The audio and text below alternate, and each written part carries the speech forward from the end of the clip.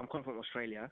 Oh, great. So, whereabouts? So you're in Adelaide, Australia. Ah, the one town that I didn't get to go to that everybody wanted to go to. We did Sydney, Brisbane, Melbourne, and Perth, and the people in Adelaide were like, "Why didn't you come here? We have more churches than anywhere." Yeah, that's right. So I listen to your videos. So I think you guys believe that.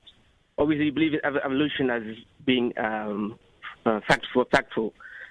So I just wanted to know, like, because how you believe that the Earth was created billions of years ago.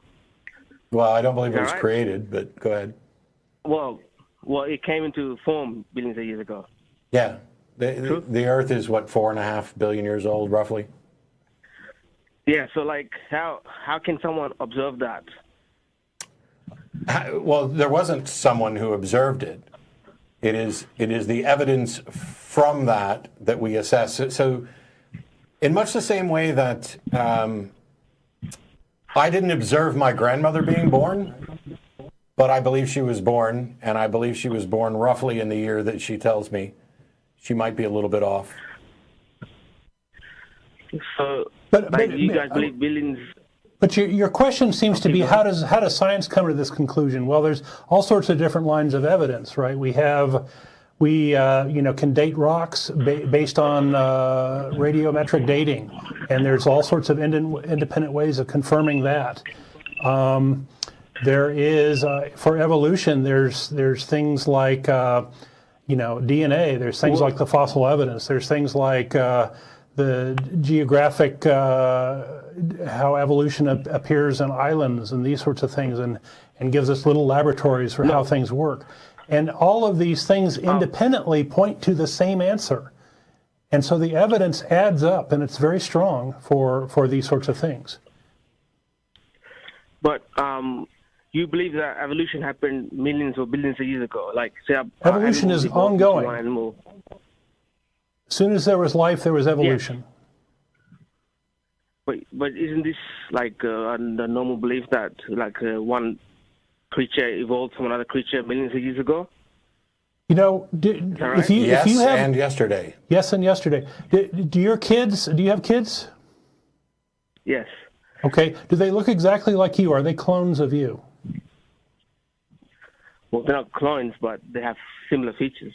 Similar features. So they have some features that are the same and some features that are different, right? So they're different. That's right, yes. Over time, there can be lots of changes that occur over time, right? Okay. Well, what I don't understand is if you're like, because that's what we've been taught in school, that one creature over time evolves into another creature. No, not. It's not like it's. Evolution describes the change in species, not like one individual. It's not like, hey, there was one giraffe and it gave birth to a dolphin. Evolution doesn't say that that's the case at all. Instead, if I'm correct, then evolution... Oh, sorry. Keep going.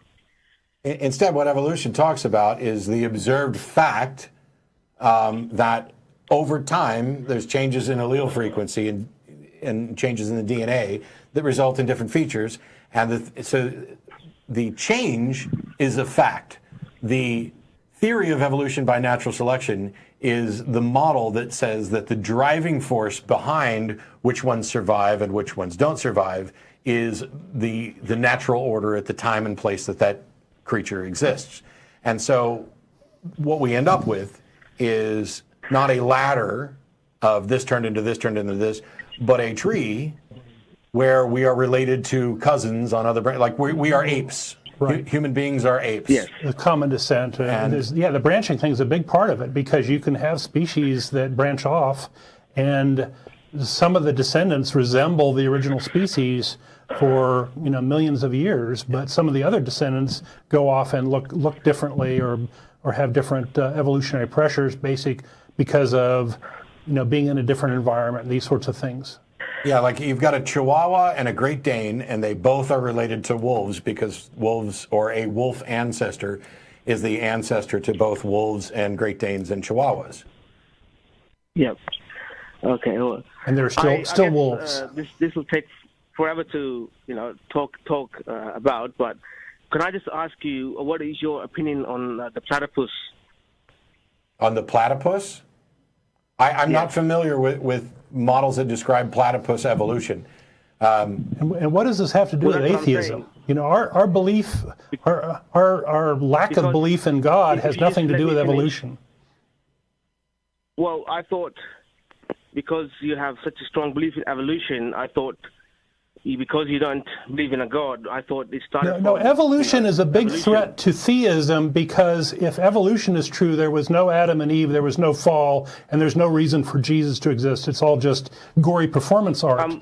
So evolution is a big threat to Christianity, but it's neither here nor there for atheism. If we found out evolution was wrong, like if we found out today that everything in the model that we have for evolution turned out to be wrong, that still doesn't tell us anything about whether or not a God exists.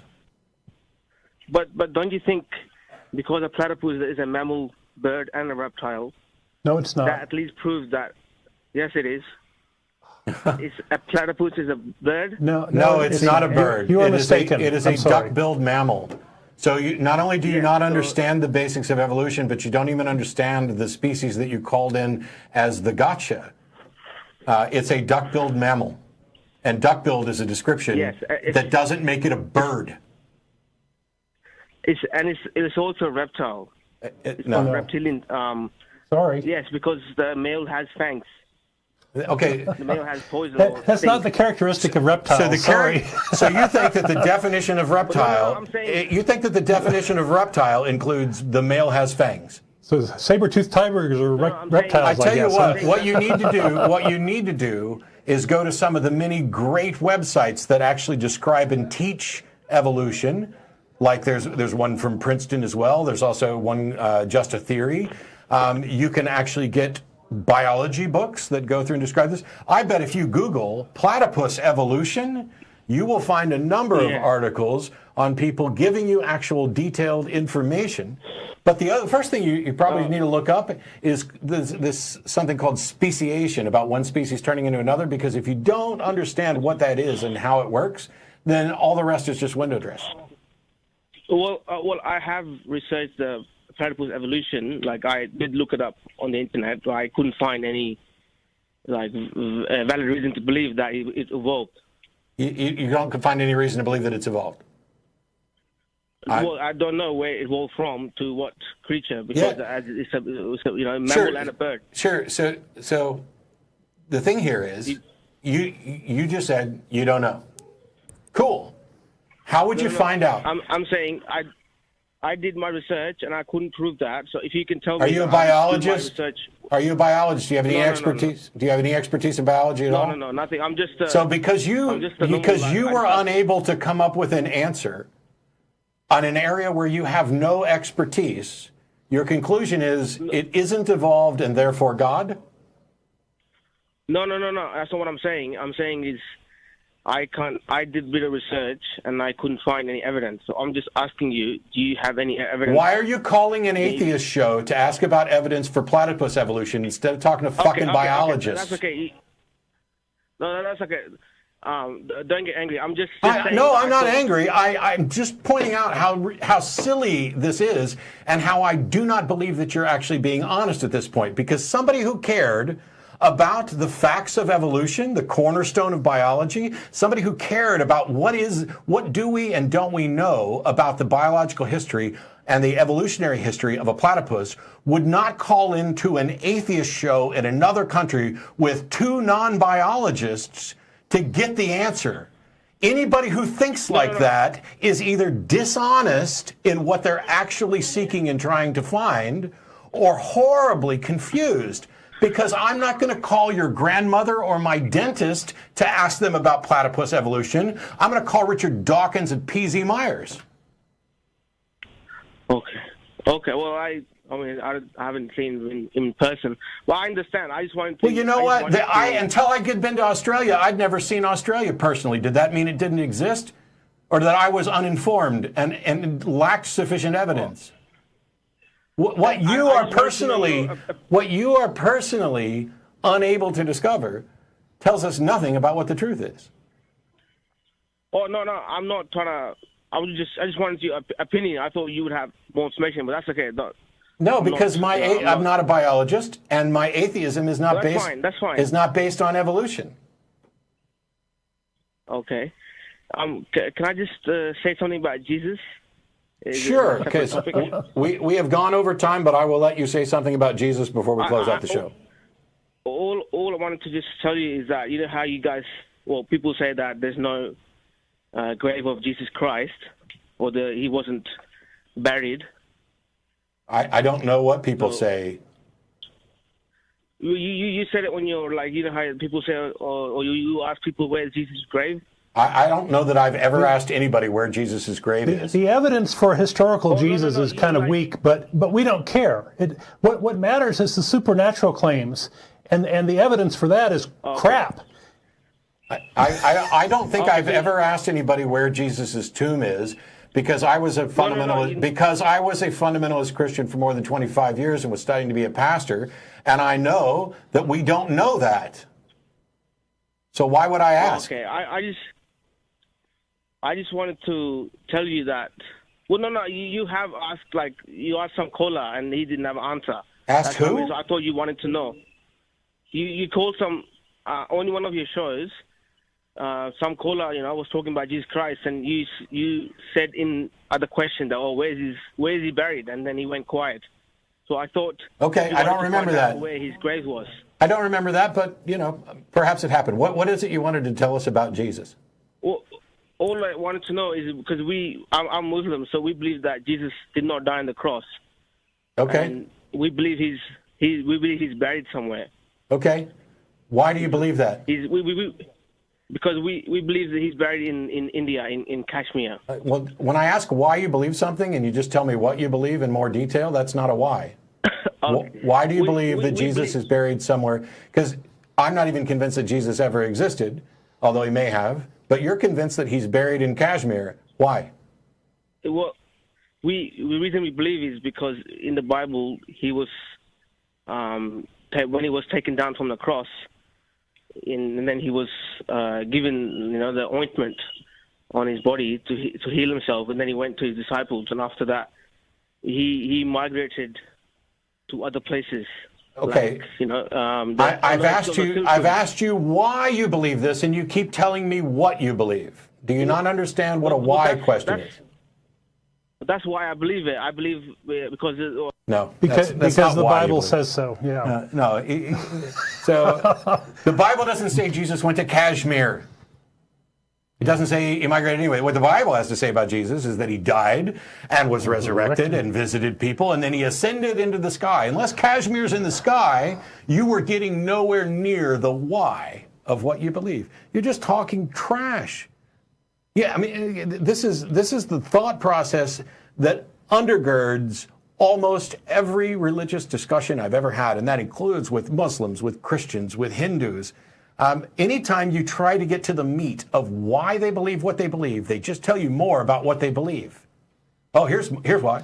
Because they don't think about why they believe things, right? Because that's they just believe, and they're taught to believe, and they believe since they're children, and all these things, and that's a terrible reason to believe.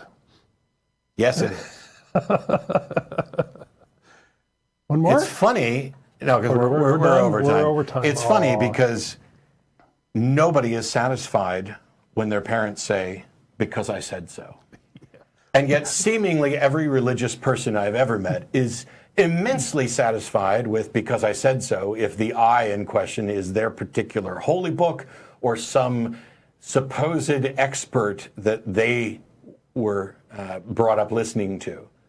Because I said so, because I said so. Go do your damn homework. Do your homework on evolution, do your homework on your religion, go do your homework on your particular religion and the other religions. I wish comparative religions courses were mandatory. I don't want them to be electives. I wish they were mandatory in public schools because when I sat through my comparative religions course, I can remember as a Christian sitting there going, man, these people believe bizarre shit. But not me. That's what you Yes, you too. Yes, you do. And everybody else who was sitting in that class was thinking the exact same thing. This belief is bizarre. How could they possibly believe? This belief is, who could seriously believe this? And the thing is, there were representatives of most of those beliefs in that classroom, all thinking that about everybody else. Now, this show's been on for 19 years or so. quite a long time. I've been hosting for 11, 12, whatever the hell it is now. I don't plan to stop anytime soon. We're probably going to keep going. I don't think religion's going to go away anytime soon. But you want to know what might make religion go away? If we took all the religious people in the world and put them in one place, let's go with South Carolina, because that's what the Christians wanted anyway. And then you guys sit there and talk about why, not what you believe, but why you believe it, and have this discussion amongst all of you. As people walk out of South Carolina, I predict, without a dream, they're going to be non-believers. They're going to finally realize that, hey, that old thing about, I'm an atheist, that, means I just believe in one less God than you do, or in case of Hindus, several less gods than you do.